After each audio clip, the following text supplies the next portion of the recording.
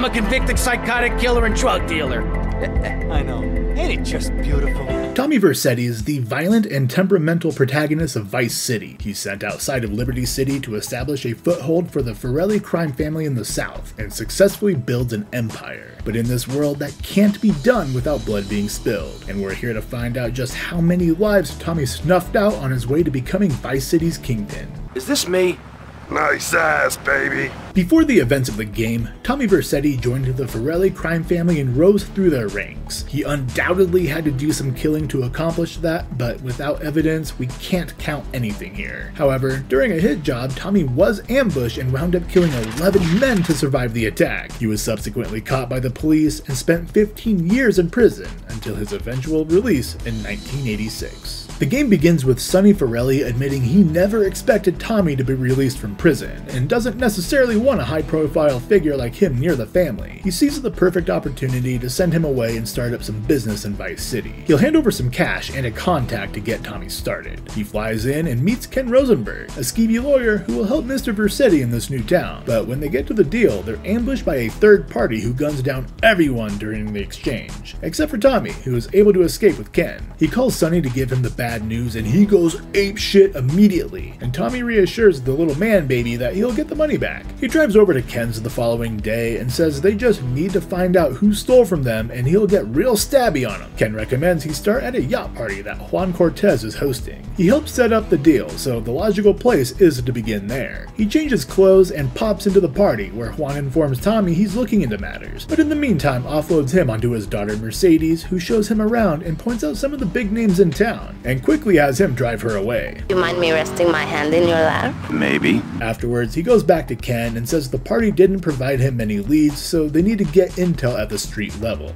Ken sends Tommy to a man named Kent Paul, who is easily intimidated into forking over the information. He took note of a chef that's been up his own ass recently, so when Tommy goes to visit the guy, he takes an interesting approach to intimidation. You better start talking. They go fisticuffs, and Tommy goes insano mode on him, ending his life there for the first kill we witness. His death is confirmed when this rando shows up complaining about Tommy offing their only lead. 3 more chefs saunter around the corner looking for violence, so Tommy is more than happy to appease them. Yes, chef! He gets in the car with the other fella, and when Tommy is dropped off at the motel, the man says he'll go looking for more leads, and he's going to keep an eye on Tommy's ass. Nice ass, baby. From there, he goes back to Ken, who is super stressed, knowing the Vercellis are planning on coming down to Vice City and demanding a favor. Tommy is sent out to intimidate some jurors to ensure that Vercelli's cousin Giorgio is acquitted. There's no kills here, just some wrecked vehicles.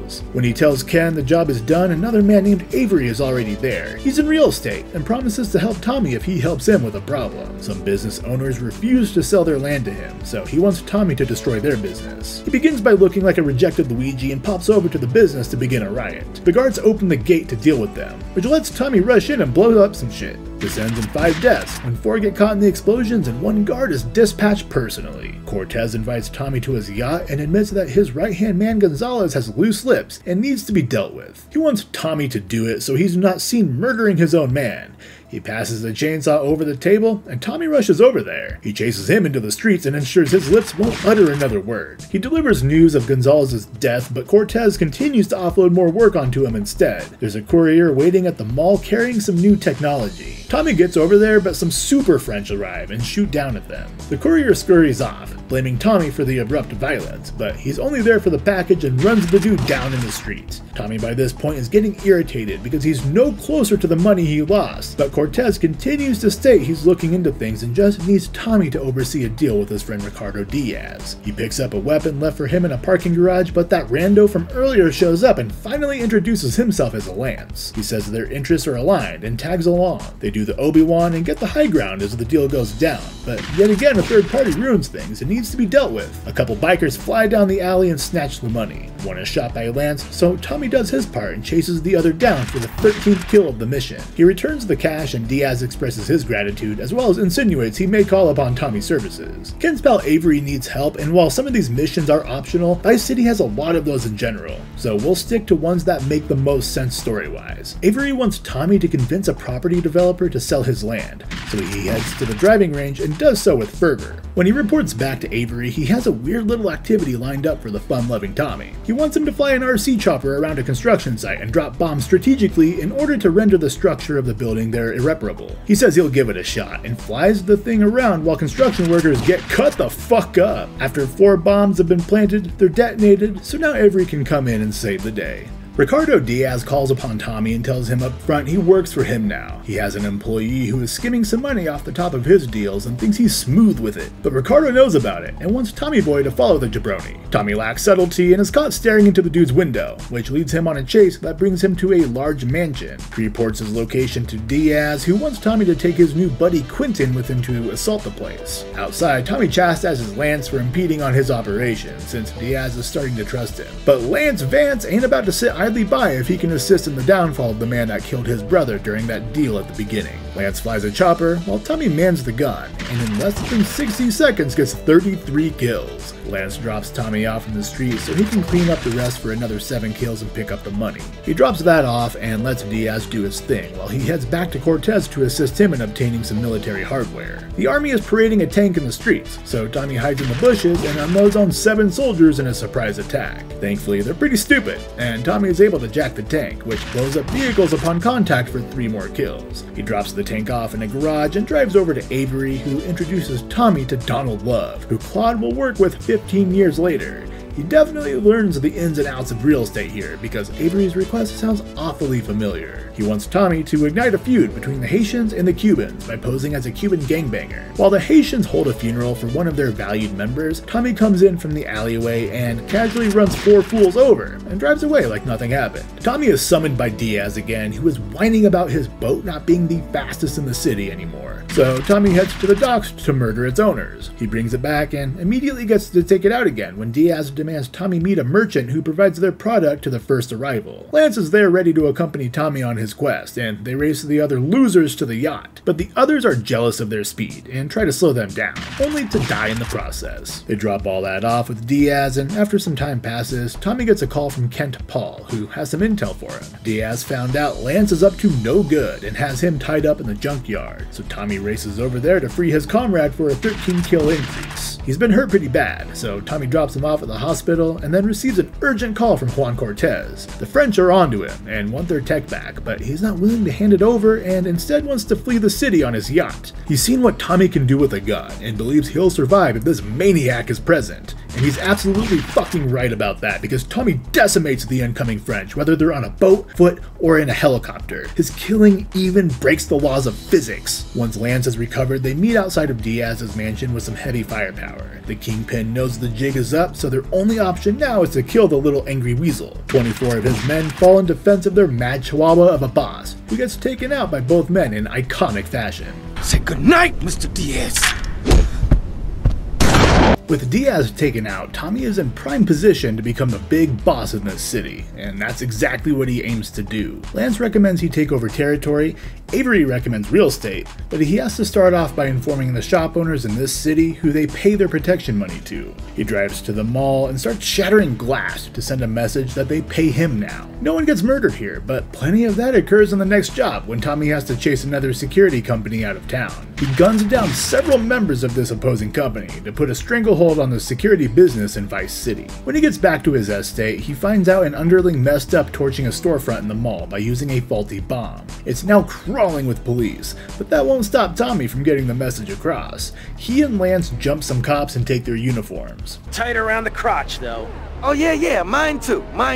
They get to the mall and blend in with the rest of the force so they can waltz in and plant a working bomb. Once it detonates, the 2 soldiers manning the door are caught in the explosion. They book it out of the mall and outrun the police to Tommy's home. Now that that's done, he begins investing in real estate around the city so he can earn steady income and continually build his empire. He starts with a movie studio in the northern part of town. He recognizes some star power is needed to attract eyes to their movies, so he goes to recruit Candy Sucks. She says Tommy needs to ask his agent, which he does so convincingly. He takes her and Mercedes back to the lot so they can begin filming. The remaining work done for the studio doesn't include any more death.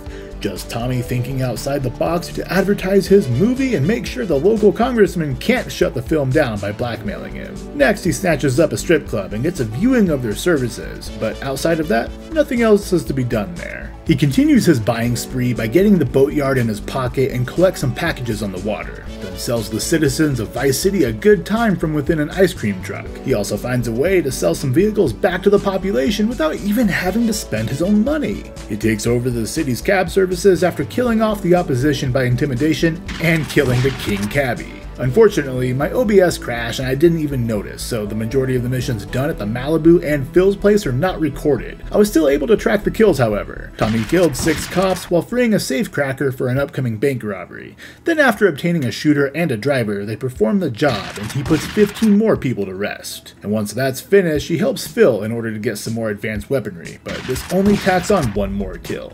The final business Tommy snatches up is the print works, where he can begin printing counterfeit money, but he needs some quality plates first. He's told of a group that already partakes in counterfeits, however Tommy needs to visit Kent Paul to inquire further. He heard the Triads use a shipping company at the docks, but outside of that doesn't have much more information. So Tommy heads down there himself to question the boss of the company. He rolls up, but the ship is heavily guarded, and gets Tommy 21 kills. He gets the details he needs from the boss and ambushes them right down the street soon after they fly in. He gets some murdering done and picks up the plates, then runs them over to his new business and orders them to start printing money right away. After a little time passes, he goes in to check on their progress, and instead he finds that Sonny Forelli sent some men to claim taxes for the family. Tommy hates taxes as much as the average American, and goes to the streets to wipe out the Forelli collectors for another 6 kills. He drives to his mansion to find Ken there rambling on about not being fish food, so Tommy does us a favor by telling him to shut the fuck up, and he has Lance gather their people for a fight.